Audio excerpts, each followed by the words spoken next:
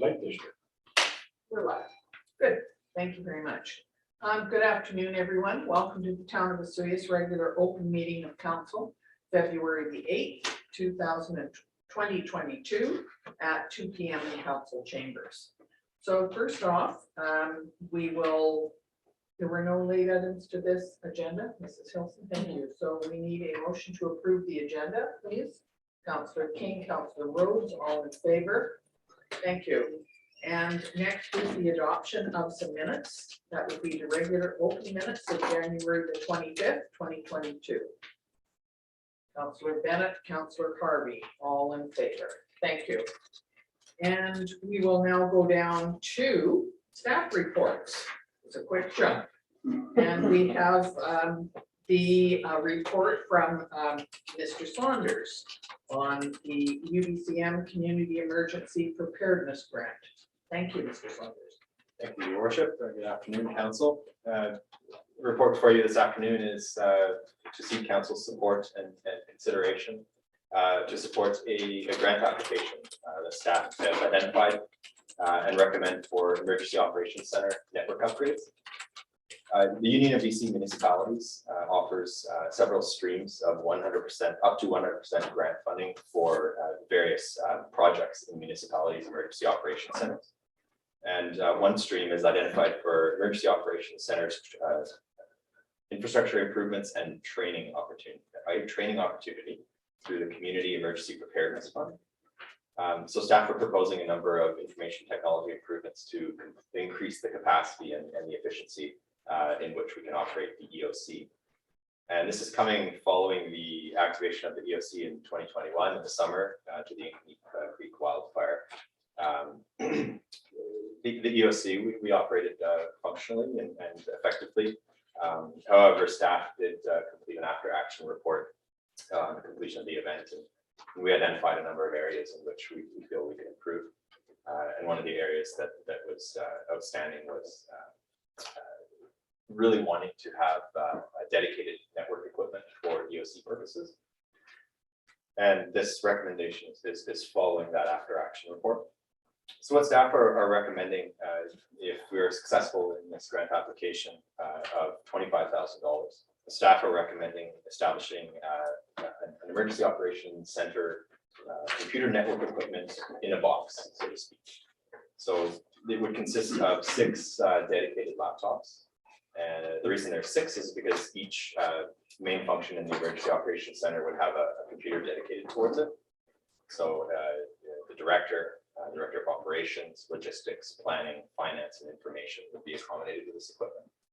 And by having the dedicated equipment, it would ensure that there is a piece of equipment available for an individual who needs to fulfill that role. What the town has done previously is utilize directors' work laptops for EOC purposes. So when we have to establish the EOC, the call goes out, directors come in and they bring their work laptops and repurpose it to kind of work on the side of the desk in an EOC capacity. So this proposed system would see dedicated equipment that would be preloaded with all of the EOC and Emergency Management BC forms that we are required to fill out and submit during an emergency operation situation. And it would also include network infrastructure to be able to connect all of those machines to our Town of Vesuvius network should we have to leverage any of the information that we host on our on-premises network. So with that, all of that information or all that equipment, there's also a couple of pictures included. So it's essentially a self-contained network in a box, and it's quite a neat setup. All the equipment is stored in waterproof cases. So this system would represent probably about 2 cases that are, say about like so, kind of large suitcase size. So all the equipment is in there, and then should we have to establish the EOC, we could take it to any location that we needed to. By having the level of portability available, it's also important too, because we as we learned in the wildfire, there's potential for power loss in various facilities. So being able to be scalable in where we deploy would be an asset as well. One other recommendation that staff have is by moving some of our on-premises server infrastructure to the Soyuz Fire Hall in consideration of emergency backup power. The fire hall does have the ability to have a emergency backup power for a really long period of time. Should we have to mobilize if the community was to lose power. There was some concern about that during the Canadian Creek wildfire, and staff were mindful of that. And one of the recommendations was that should we be in a situation like that again, if we can ensure that certain town assets have backup power, it'll allow us to maintain communications moving forward. So if we're successful in this grant application, staff are proposing moving the internet-based telephone system that we utilize at Town Hall and the email server to the fire hall. So should we lose power at Town Hall, staff will be able to continue with communications by email and telephone from the fire hall. Staff have engaged Northern Computer, the town's IT contractor, for some quotations on the proposed computer equipment that is attached to the report for council's information. And with that said, I'd be happy to answer any questions. Staff recommendation is that council support the Emergency Operations Center computer network upgrade project. And the council directs staff to submit an application for the 2022 UBCM Community Emergency Preparedness Grant Fund, Emergency Operations Center and Training Stream in support of the project. And the council authorized staff to provide overall grant management of the project.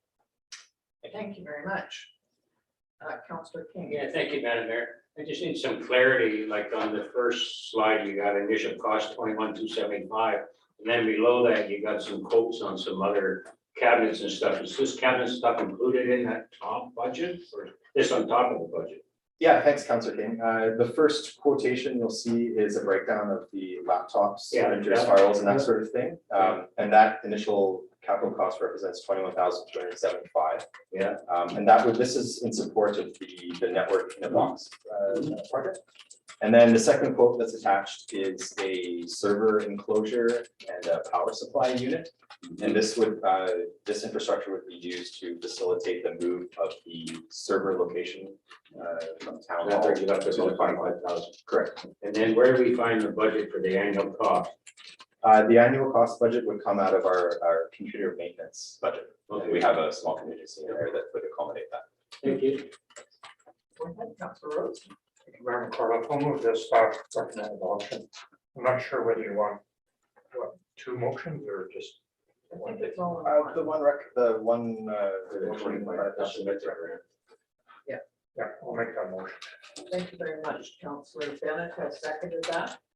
Any other I questions? have one Yes, more go ahead. question. I guess we happened to talk about laptops this morning, and I guess with these new laptops, they get a lifespan of 2 years, 3 years, 5 years. What would be your guess?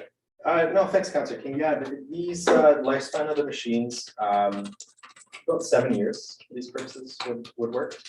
Yeah, after about year 5, typically you start to examine things a little bit closely, but approximately 7 years. But I guess in reality, if there's no real issues, they just shit on the shelf, they could last 10 years. Yeah. Generally speaking, physically the hardware will last. What drops off is software. But we do have a fairly robust maintenance mindset that staff and our IT contractor. And is there some statistical type of software for this program? Because I don't see it in the budget. No, there isn't. Oh, okay. Yeah, it's pretty general. The machines would be preloaded with Office, word processing software, and then it would also include a number of the EOC forms that we're required to fill out. Thank you. Wouldn't it be nice if the machines lasted for 7 years and never had to be used? I mean, that would be a bonus. We didn't have to deal with something for the next 7 years. It doesn't seem that way, but wouldn't it be nice? Okay, so it's been moved and seconded that we go with the staff recommendation. All in favor? Thank you very much. Go ahead and apply. Anytime we have grants, we'll Yeah, apply. absolutely. Thank you. Okay, next is the appointment of election officials. Is that from Mr. Chabot? Yes, your worship, thank you. Quadrennial general local elections as required by the Local Government Act will be held this Saturday, October the 15th, 2022. In layman speak, that means elections if required for locally elected mayors and councils, school board trustees, and regional district electoral area directors. As part of the requirements of the Local Government Act, the council must appoint a chief elections officer and a deputy chief election officer. Once appointed, the chief elections officer then has the authority to appoint election officials for the administration and conduct of the election. The town of Osoyoos has appointed senior staff members, and it's usually been the corporate officer and their deputy, to manage local elections. As much of the preparation and the conduct of an election can be completed during regular working hours. The two advanced voting opportunities on Wednesdays, one in, well, the same week of general voting be on the Saturday, and the week before. Those persons are scheduled to work 7-hour days anyways. A lot of the poll clerks will probably be town employees as well, who would be paid an hourly rate.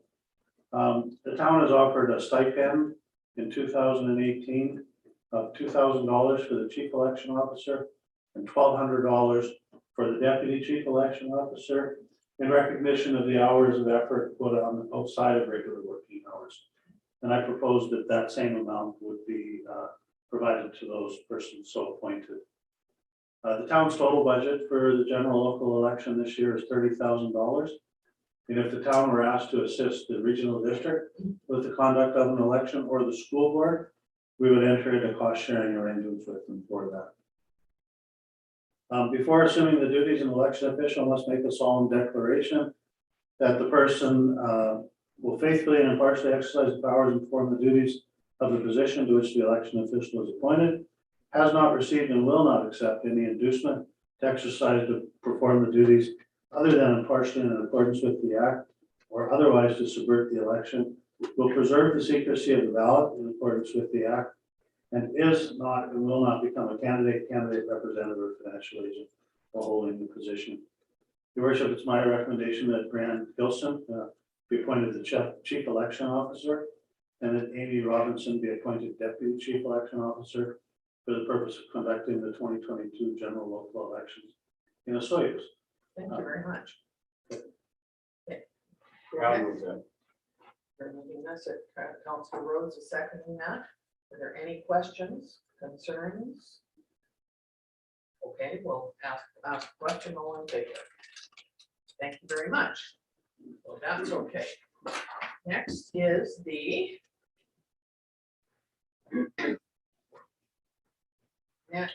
general net payroll and Sun Bowl Arena financial accounts. And that the reported general cash requirements, Sun Bowl Arena cash requirements, net payroll account be received for information is the recommendation. And the general cash requirements as of today are $541,639.70. Sun Bowl cash requirements of $5,587.89, and net payroll accounts of $103,320.79. And I need a motion, please, to receive those. Receive information. Thank you, Councillor Bennett, Councillor Rhodes, all in favor. Thank you very much. And next is the building report. And it's been a quiet month, I think, because of the weather, maybe. There's not as much building going on. However, it's a total of $892,500. One of the things that has the highest on the bill here is the KFC drive-through restaurant. Although I was talking to somebody the other day, Rocks and Blocks, and had been talking to, I think it's Mr. Buckendall that happens to be, it's not. Carl, Oh, not Hart. Not- Carl Buchendahl is the builder. Yes, okay. Mr. And Hart they Buchendall's were son. starting to dig up the ground. Apparently there's 15 inches or, just over a foot of frost in the ground. Yeah. So they were having a difficult time, and I think they had to stop for a short time in Yes. order to have let the ground thaw a little bit. So I'm driven by that spot and I think that it'll be nice to have Dairy Queen and KFC right side by side. And I think that people seem to enjoy that when there are several restaurants close by and they have a choice. So other than that, I can see with the weather coming up that very likely we're going to see some more building this month. So could I have a motion, please, to have the building inspector's report be received for January 2022? Councillor King, Councillor Bennett, all in favor. Thank you. And next is our rezoning 8,000 Cottonwood and consideration for adoption, and that would be Ms. McKay. Thank you, Mayor McCordoff. Yes, so this report has been prepared for council to consider final adoption of zoning amendment bylaw 1085.140 and subsequently authorization of issuance of development permit 21-13. So you recall that council considered this proposal in August of 2021. Following which the developer did prepare detailed development permit drawings inclusive of the landscape drawings. And then the proposed rezoning, of course, will allow development which is aligned with other multiple family projects located along the southern part of Cottonwood Drive. And as part of the project, town will acquire road dedication again for the existing cul-de-sac, which is not built on our property. And then dedication, which will allow for the future emergency egress access to 45th. And again, they are proposing to construct a multi-family development of 6 single-family homes, 16 townhomes, and 36-unit condominium complex with under-building parking, and also an open-air covered garage area. It also includes an amenity building with pool and deck areas. With respect to the multifamily development permit area, the proposed development is aligned with the multifamily development permit area, and we've discussed that previously.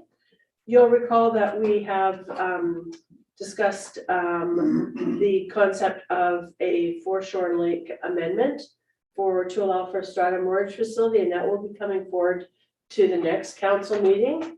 And as part of that rezoning proposal for the foreshore lake, pardon me, we will be discussing the release of the covenants on the property that we discussed previously. So just to keep this clean, this report refers to the land use only.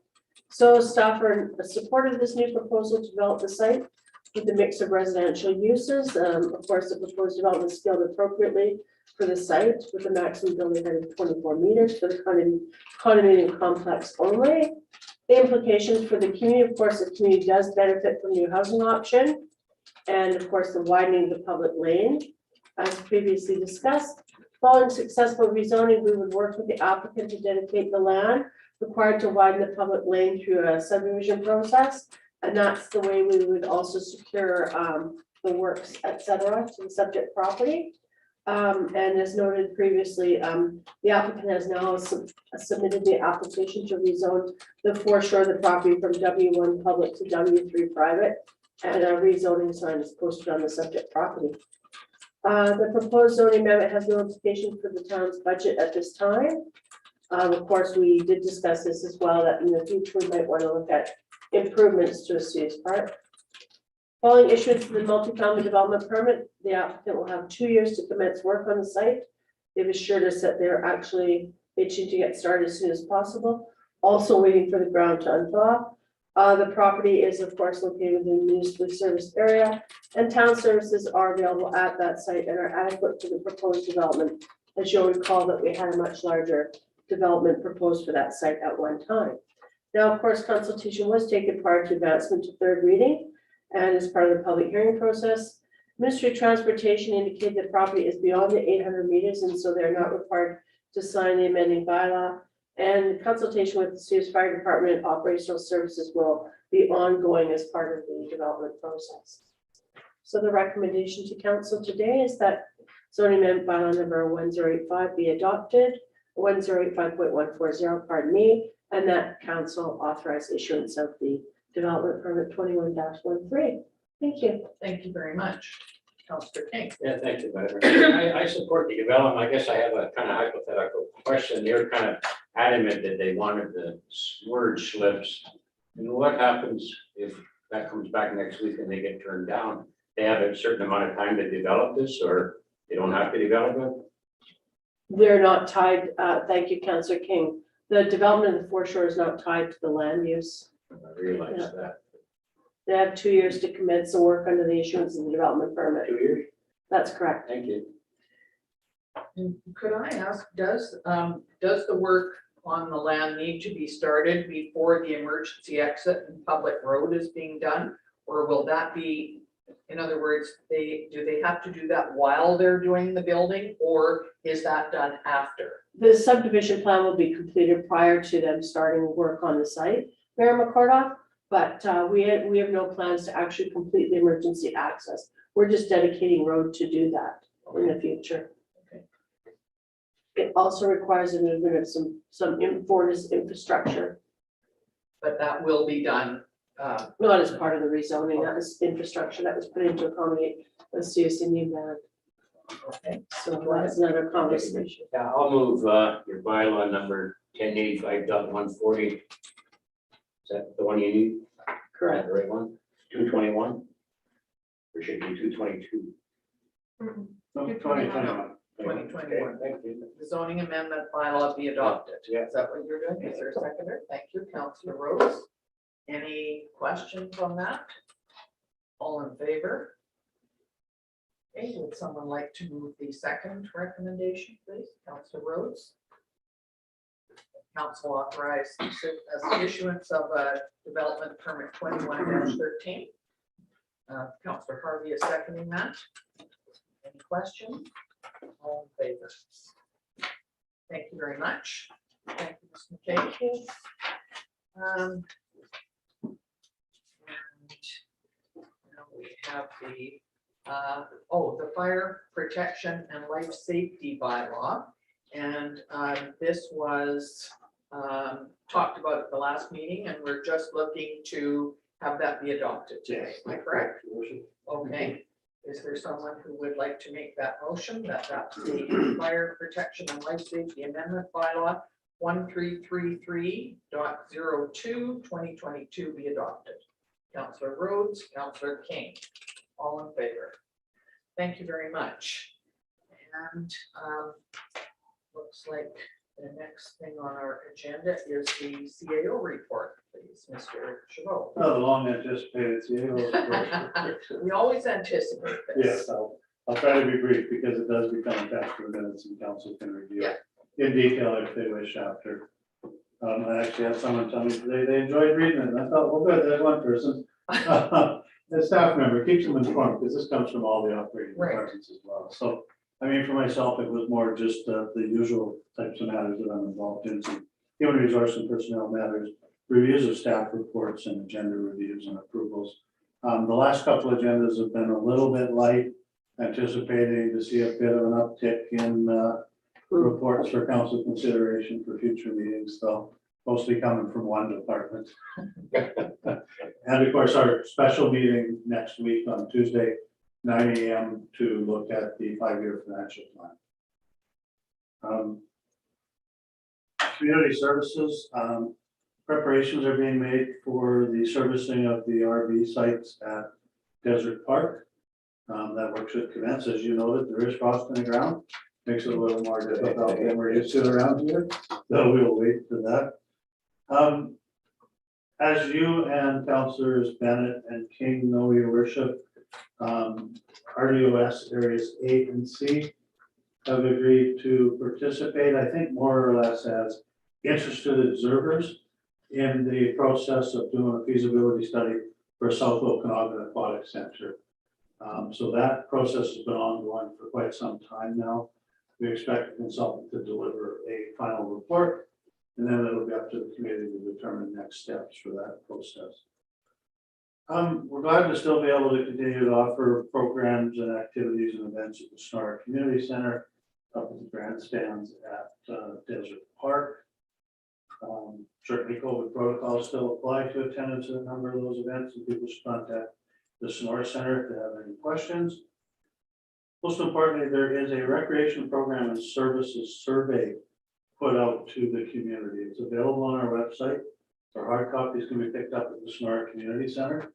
The survey is open until March the 4th, and it's seeking input as to people's appetite or desires for leisure activities, programs, and services. So folks are encouraged to participate and then give the feedback to the town for that. In corporate services, as you noted earlier today, it's been an awful lot about human resources, job postings, filling vacancies, people moving about. It's been really busy, and my hat off to Mrs. Hilson for being able to keep up in addition to doing the corporate officer meetings here. And certainly Ms. Robinson, who's new in the deputy corporate officer position, has been learning a lot. Speaking on the process of learning, I'd asked Mrs. Hilson to take responsibility for the town's Joint Occupational Health and Safety Committee, and she's recently attended a number of courses in regards to that, as well as courses in regards to insurance matters, mostly offered through the Municipal Insurance Association of BC, because she coordinates our liability insurance for us and deals with the claims that may be made to the community. We've got now 2 full-time bylaw officers able to provide service 7 days a week. We're hoping to enhance the level of service and be proactive in enforcement and get compliance. Deputy corporate officer is continuing to take courses in local government administration. Part of her commitment to hire was some milestone training events that we'd like in support of her position. She's making good progress on that. The time has come and went for the lower cost dog licenses. After the end of January, they go up $10 for animals that are spayed or neutered, and I guess $10 as well for those that aren't. Yeah. We still have people coming in and picking them up. Some are surprised at the additional fee that the dogs. What else have we got? Financial services. We've got a trainee in to replace our senior accounting clerk who is taking a expected 1-year mat leave. There's dog licenses, you can't mention financial services. Apparently we've got $23,350 in business license fees and $7,400 in dog licenses, representing 75% of the budget. Working on year-end budget finalization, as I noted at the meeting next week, issuing T4s and records of employment for town employees. Fire and rescue services, the fire chief and met with the Soyuz Indian Band representatives to discuss water supply in the campground and the RV sites. They toured the property, and it's suggested that some additional hydrants would be installed there to improve the service and response to fires. They attended a motor vehicle incident on 89th Street, where a vehicle left the roadway and damaged a handrail, a power pole, and an outside portable washroom. Somebody ran into a porta potty. Vehicle was high centered. Patient needed to be removed from the vehicle, was transferred over to BC ambulance and cleared from there. Training at the fire hall Wednesday nights continues with COVID precautions in place. Planning and development continues to be very busy. Part of the discussion we had earlier this morning talked about the number of residential units planned or under construction in this community. Really quite remarkable, and certainly will help. Planning staff are also working on preparing an update to the town's land use procedure bylaw, which describes the process of making application for OCP amendments, zoning amendments, temporary use permits, development variance permits, agricultural land exclusions, etc. And so that'll come forward to the council, looking to refine the process, make it clearer for applicants and interested parties, reduce red tape and the time in processing applications. So that's a good thing. They're also, and now that we've got a planning technician assisting Ms. McKay, we're able to take on a few more things. Research, and I assume she's doing the research on a buoy lease program and a busking program. Correct. Yeah, so a couple more things. Business license continue to be renewed. We mentioned building permits in the rather slow month of January. It was, but building permits that have been processed and approved and are ready for pickup, value in excess of $7 million already this year. Just saying. And these folks probably won't come and pick them up because they won't want to pay the fee until they're ready to commence construction. But that will happen, so things have not slowed down. Operational services have been pretty much business as usual. There's an awful lot of maintenance of water, wastewater systems of our parks still. Been upgrading our capacity for GPS tracking and deployment and monitoring of public works equipment and trucks. Putting in items that monitor idle time so that people are told when they've idled the maximum amount allowed by bylaw in a town truck and they need to turn it off or start moving it. Those types of things. Mentioned already, the lake water main crossing sits there, looks rather incomplete and it is to date, but it will be. Legion Beach, we closed the tender for the washroom and the walkway and landscape improvements. We got one non-compliant bid and one tender which was in excess of budget by a fair amount. So we're looking at amending and reissuing it as a negotiable RFP in the coming weeks, hoping to attract a more favorable bid. The work on the Main Street concept designs continues with WSP doing that work with a presentation to council expected in the near future. You should see a fleet assessment final report at your next meeting. The new scale and office trailer project continues, skate upgrades. Self domestic servicing, completion of that project and restoration of road surfaces and curbs and things will occur later this spring. Work continues on an active transportation plan. And other than that, it's all quiet. Doesn't seem to be too quiet. Thank you very much, Mr. Chabot. I'd just like to point out that when you were talking about operational services, that on Saturday, I went over and parked my car at Cottonwood Park because I was going for a walk along Lakeshore. And I noticed that the road there, and I can't remember the name of the road that's right there, not Lakeshore Drive, but the one beside it. Anyway, it had all been blocked off. And there were some town trucks in there and there had been a water main break in there. And fortunately, I think many of the people along there were out of the country or out of town or something. But I was quite amazed. I walked over and they told me what they were doing and what had happened. And by the time I went for the walk and back, they had that vacuum truck, which is worth its weight in gold. And they had taken out the pavement and they had sucked up all of the rocks and dirt and they were fixing it and putting it all back together. So somebody said, oh gee, that's too bad that, you know, this had to happen. Was it because of the ice or the cold weather? Apparently not, but how nice to see valuable town staff out there on their day off. I'm sure we paid them for it, but they were doing Nice they to were see doing a the- good the job and skill they of were our happy to do it. employees. Absolutely Put through it. amazing. Yeah, it was done quickly. So I was very pleased about that I had just happened to be there at the time. Yeah. Thank you. Could we have a motion, please, to accept the CAO's report? Councillor Bennett, Councillor Rhodes, all in favor. Thank you.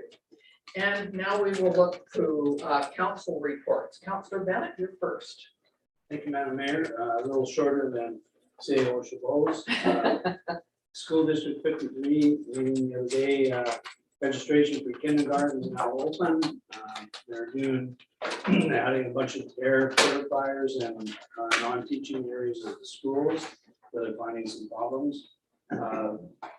February 2nd, the Aquatic Center, as CAO Chabot mentioned, we invited the regional district to participate. They didn't participate in the funding of the study, but for this time that we need their expertise and financial input moving forward. On February 3rd was the mayor's roundtable and acting mayor. There's not more outbreaks, they're milder in nature. And the fourth dose they were talking about, but there's been no announcements. And from what I heard today, there might not be. And February 3rd, or February 7th, last night was Trails of the Okanagan. Very happy and excited to welcome Chris Scott, former CEO of the Soy Singing Band, to the board. They'll bring a lot of connections and contacts to the board. We are trying to work on a resolution for SOCA as you recommended. And that's my report. Good, thank you very much. Councillor Harvey, I don't have a report for this meeting. Thank you. thank you. Councillor Rhodes. I got nothing. Councillor King. Thank you, Madam Mayor. I just did to Mr. Chabot and Councilor Bennett on the Zoom meeting with the Aqua Center and Yard US coming on board to catch up with us and hopefully down the road, we hopefully move forward. Good, thank you very much. So on that note, I was at the regional district meeting where it was brought up. There had been a motion made and Mayor Johansson brought it to the meeting. There was some discussion about that and the members at the table asked if Area C and Area A director were interested in taking part, and they both agreed that they were. So there is not money changing hands at this point, but they are going to be at the table in order to understand what we're doing. There were some other directors who wondered why we were keeping it in the South Okanagan, and I said, because we're paying for it. So a couple of things that have been on. Okanagan Basin Water Board meeting was on February 1st. And so we do have a continuation of the same board. I am the chair and Mayor Fortin is the vice chair, certainly until I'm sure things will change in the election in October. I mean, there will be new people that will be appointed to the board because in fact we are appointed by the regional district. So we'll have to see who ends up being on those boards first. I've also been on some planning meetings with SCBC, which is Economic Trust of the Southern Interior, and we're looking at the RAC. RAC is the Regional Advisory Committee, which in the Thompson Okanagan is mayors and chairs of regional districts and MLAs. And in the Columbia Kootenai, so the Thompson Okanagan has 42 or 43 people on it, so it's pretty unwieldy.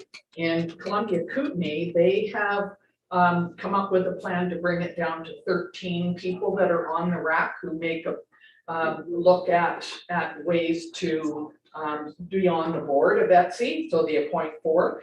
And so the Thompson Okanagan RAC is looking at, well, the committee anyways, looking at how we can make this a little more open, bring the numbers down, but not just have mayors and chairs and MLAs, but any elected official.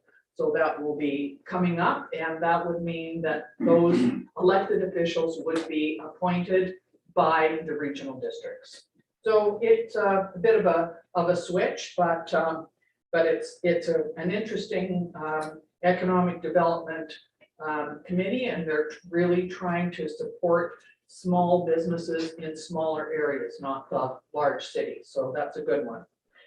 I was on a meeting, the Lake Water Science Forum. I was going to fill you in on that. We had a meeting yesterday, and it was planned for April the 28th to 30th in Osoyoos, but it has had to be postponed until either September or October, mainly because provincial and federal commissioners and supporters and members of the IJC do not have any, they're not allowed to travel at this point. They're only allowed to attend virtual meetings. So it didn't seem fair to continue on with this if none of them could take part. And the whole idea was to have this meeting face to face, so we could, look at how we could manage water issues and here, and I think it's really important. It will now be moved to the Sonora Center, either the last week in September or one of the last 2 weeks in October. So that means that Silga, which was on the same week and I couldn't attend, is now available. Although we are going to have to look at that because there's a council meeting that week too. So, and the, BC Film, BC Film Unions had, I know, they had something on saying that they were doing training sessions. And if you wanted to sign up, well, guess what? It's full. It was full practically immediately, but they are looking at trying to offer some more sessions in the future, but They have 5 days of water, they're all full. yes, they're all full at the moment. They were done very, very quickly. Yeah, as soon as you send the email, it was full. Yes. So obviously it was something you would get. A jobs and certification was the training, and it's now full. And I just wanted to mention that that Santa, Mike DeSaliberry, died 2 weeks ago. And yeah, he was a wonderful Santa for the town of Vesuvius since he moved here. It's been at least 15 years. He and his wife Margaret dressed up. They went to schools. They went to Smitty's pancake breakfast or free breakfast. They were on the float every year. They were an amazing couple, and Mike was just a wonderful Santa. Anyway, it's unfortunate that he was not well this year, and we only managed to get him to one event. So we're very sorry about that. I did send a card to Margaret from Mayor and Council from all of us. And I think that's all. Oh, I know, one more thing. I was on a meeting the other day, the Central Interior Regional meeting with Minister Osborne, and she asked us, all the mayors that were on there in the chairs, to come up with top two priorities you set to accomplish in the remainder of this term.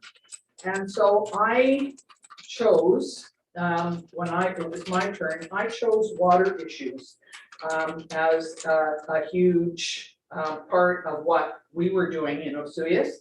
And I explained that we had floods and droughts and the boil water advisory, and that we had been doing, updates and water twinning and continuing to work on water meters and water conservation. And stormwater, and I explained quite a bit of that.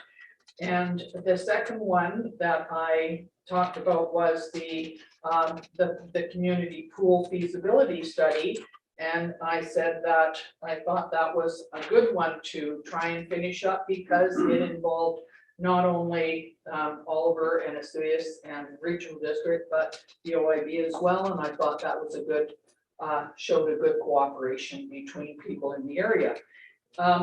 Several mayors, of course, were on there, and many of them had concerns about things that had happened in their community and what they were wanting to do, assets and looking at infrastructure was quite common. It was pretty tough listening to Merritt and to Princeton because they have suffered more than the rest of us for sure. And both mayors were very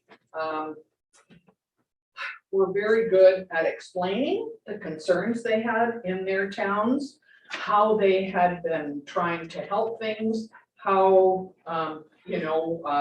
water infrastructure and boil water advisories and all those kinds of things had to be taken on. And we were almost, all of us, practically in tears because Merritt is really having a hard time Spencer in Princeton, Spencer Coyne has been working hard, and there seem to be some good things happening there, little by little, with help from federal, hoping more federal, but provincial agencies. But Merritt is really in dire straits because they've got, I think, 300 people that are still out of their homes. And there are people that work there that are finding it difficult to stay. So not only do they have concerns about the physical problems in the town, but also their town staff and people living there and employees. So it was pretty tough to listen to that, but it was nice that we could all hear it all at once. And Minister Osborne was very good, and she continues to be very good at saying, we will phone you back and our staff will make sure that we follow up with you to know that that you're being helped. So it was a pretty intense meeting. They did talk about, she did talk about the finance review, and an MOU on government finance for communities. I thought Councilor Rose would be interested in that one. And it doesn't mean we're gonna pay any less or get any more things downloaded, but that was one of the things she noticed. And infrastructure funding, and extreme weather events and solid waste removal from landfills, and that was through the BCM website. So any time that there's free grants to be had, we will apply for it, right? Strategically, your worship, yes. Good. Okay, and that's all that I had today. And so I would now like to move to the in-camera section. And I'd like a motion that pursuant to section 91C Community Charter, the council meeting be closed to the public. The subject matter relates to labor relations or other employee relations. I have a motion to do that. Thank you, Councilor Rhodes, Councilor Harvey, all in favor. Thank you very much. 15 minutes. Okay. 2 weeks. Okay.